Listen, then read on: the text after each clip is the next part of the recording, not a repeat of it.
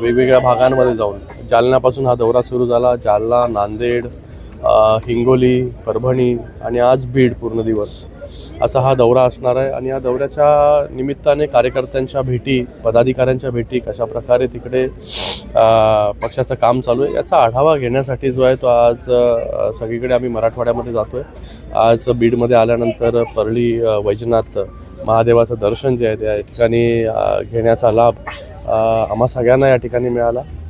एक खूप जागृत देवस्थान जे आहे परळी वैजनाथ, याच्या अगोदर देखील मी इथे आलो होतो.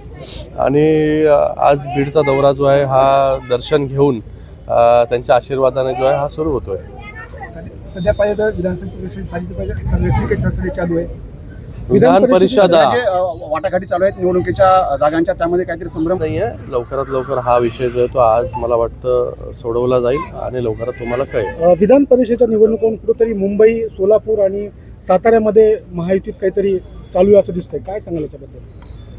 बघा, वरिष्ठ नेते जे आहेत हे माननीय मुख्यमंत्री महोदय असतील किंवा उपमुख्यमंत्री महोदय असेल याच्यावरती चर्चा त्यांची सुरू आहे आणि लवकरात लवकर हा विषय जो आहे तो आज सोडवला जाईल. काहीच कुठेच काय प्रॉब्लेम असा